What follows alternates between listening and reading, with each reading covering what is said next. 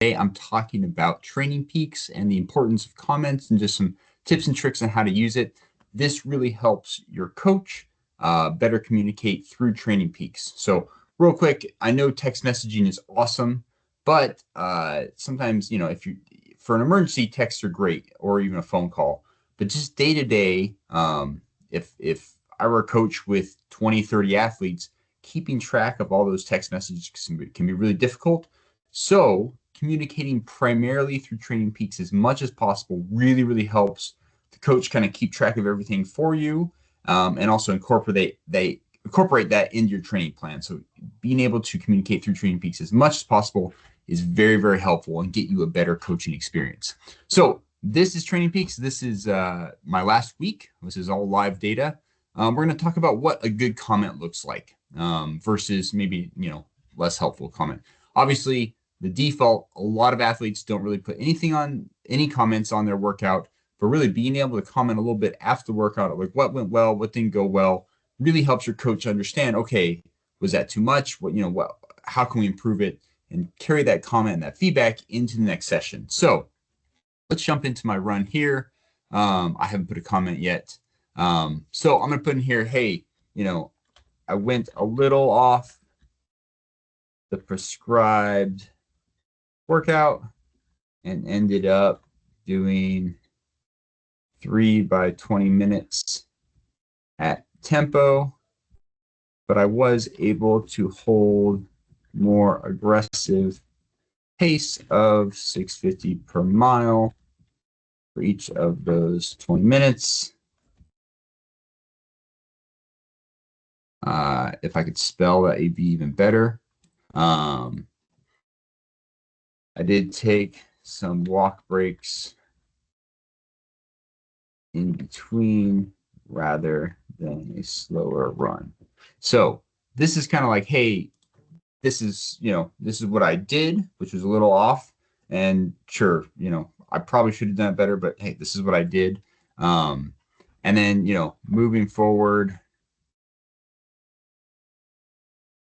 we can work toward the prescribed length or intervals, or maybe build on the 3 by 20. So, kind of here's what I did. Here's what, and especially if you're doing treadmill or anything and the measurements are wrong, I'll often correct it. Like, hey, it may not look like this, but I actually did this. And then kind of, hey, here's my thought of what we can maybe do. So that's one example of a good comment. I'm going to go into this today. Bike power felt good at the target, which today was 300 watts.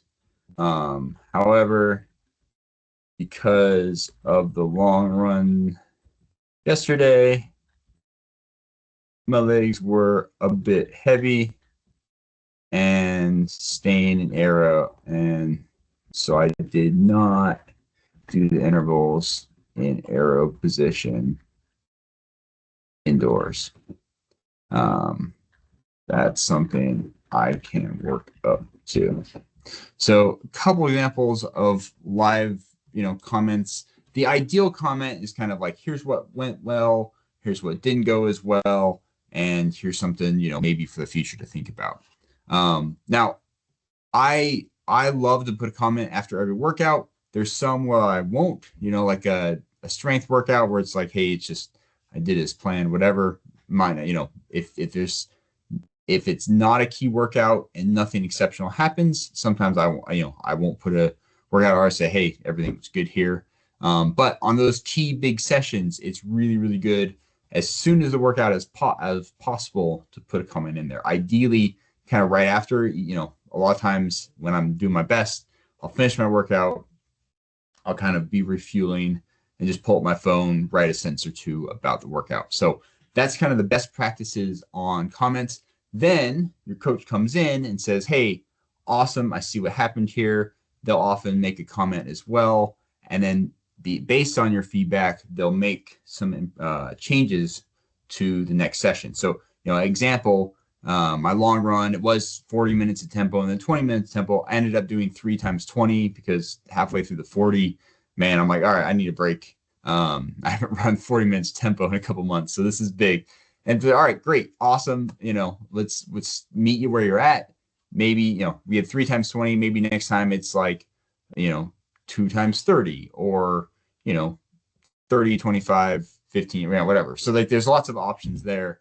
But without them knowing that, yes, we can dive into the charts and the graphs and everything, and we do that, but just kind of a quick comment that really helps. And also, coaching is a two-way street. As you have a lot of ideas of what you need to do.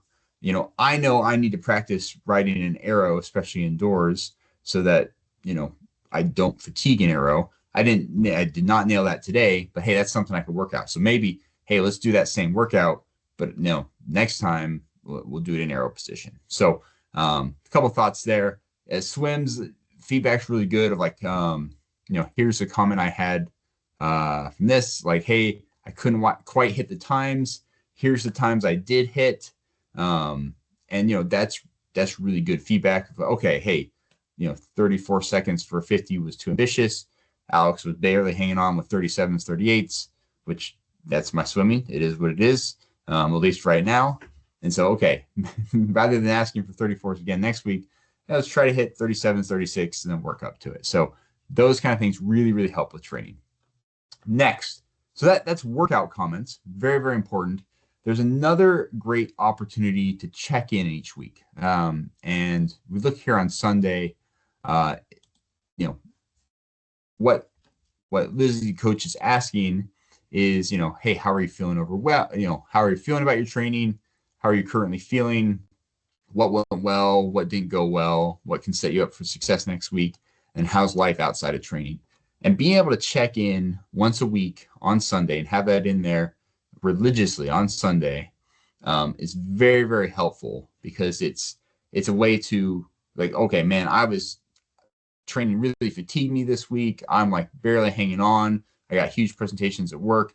Okay, that's going to influence the training my coach is going to give me and the different direction we can go with that. Versus, hey, it was a good week. I felt good. I was really proud of nailing my workout yesterday. Okay, great. Let's keep building on that. So having that check-in, especially in TrainingPeaks, is really good, because then coach sits down, looks at how I'm doing, looks at the last few workouts, look at my comments. It's really easy to build very, very useful programming for the next week or two, versus without that information, kind of just guessing in the dark. Hopefully, we plan the right way. And so being able to check in and give heads up of like, hey, this isn't going well, or I'm not feeling well, or anything like that. That's not a sign of weakness. It's not a sign like, oh, I'm not a good athlete. That is a good athlete, because we need to make training match where you are versus where you want to be, because the only way to get where you want to be is by starting where you are. So, hey, I'm super fatigued. I'm not hitting the goals that we set for this week of training. That's not a big deal. I can still hit my long-term training goals, but okay, let's back off, because it's only effective if we adjust the training to meet us where we're at, and so we don't get overstressed and over fatigued. So comments after workouts, comments once a week on Sunday is ideal, of where I'm at, how I'm feeling, these kind of questions, so that can get incorporated into the next week. Next, I want to talk about blocking availability. I'm going to do this live because I have a work trip coming up. And this is really helpful. So I'm going to go here.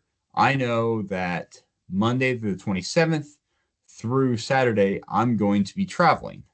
So I'm going to go here. Let's see, click on here, and I'm going to put availability. All right. And I'm going to say, okay, from Monday until I'm getting back early, February 1st, I can either say I'm unable to train. Hey, I'm going to Disney World. Don't bug me. I'm living up with my family. That's great. But I'm going on a work trip. I would love to train if I can. So I'm going to put, I have limited availability. And I know the hotel I'm staying at, I'm going to be able to run on the treadmill. They have a Peloton bike, which I'll call out.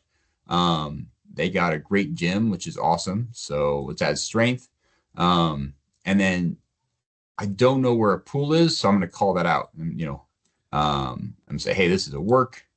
And I'm going to put, traveling for work in Chicago. I'd love to get in at least one session a day. of 1 to 1.5 hours, not 1.15 hours, potentially a second optional session if time permits. But, and this is me. I mean, this is live. If you're like, man, why would I ever do a second session? That's fine. Don't worry about that. But, just for example, please make it optional so that if I have to skip the second session, it's not the end of the world. The hotel I'm staying at will have great treadmill and weight equipment and Peloton bikes, which have power metrics. I didn't know that until I stayed there once, so that's nice to know. I'm open to swim. If I can find a pool, we'll talk about that more. Or I'm gonna find, I'm working to find a pool there. So, again, what I did, I went in here and I said, okay, Monday through Saturday, I'm gonna be gone for work. Here's what I'll be able to do. This is what I'd like to do for training. So I save that. And if you look on the calendar, it'll say right here, limited availability. Now, let's say next week I win the lottery. I'm going to go on a big vacation with my family. I'm going to say, hey, on Monday, I'm going on vacation. I'm not able to train. Let's make it the whole week. And I just save here, big vacation with family. I'm going to save this. And then, okay, unavailable, which is great. Like, life happens. Triathlon, I compete as a pro, and it's still not the main focus of my life. I still got to pay bills with my real job. So it's totally fine to have unavailability. It's just nice to put it in here rather than, the other option is you text all this information or email it to your coach. That combined with 30 other athletes, it's a lot to keep track of versus it's so easy to just go in here and be like, hey, here's my availability. Boom. We can take care of that and make it happen. Now, if something changed, that the trip gets canceled, you just go in here, you can edit it. Or for this one, I'm going to delete that because I did not win the lottery and no vacation quite yet, maybe later in the year. So let's see, just to kind of recap, information through TrainingPeaks, super, super important. It really, really helps improve the coaching experience, being coached, because it helps your coach be a better coach. All that information right at fingertips so that when they are focusing on you, they have everything they need. They don't need to dig it up from emails or texts and they miss one of something super important. It's all right here to help the programming be best for you. Next, after each workout, especially key workouts, hop in there. The mobile app is great for this. Add some comments of like what actually happened if you diverted, or how did it feel? What, did you hit your goals? What didn't feel good? What was brutal? And a lot of times I'll be like, holy friholies, that was like the worst workout ever. They pushed me to the brim, the edge. I failed it, whatever. That's fine. Like you don't win or lose a race because of one workout. You do eventually win or lose because of getting that feedback and adjusting your training to meet you where you're at. So get that information in after the workouts. Then once a week, check in. How are you feeling? How are things going?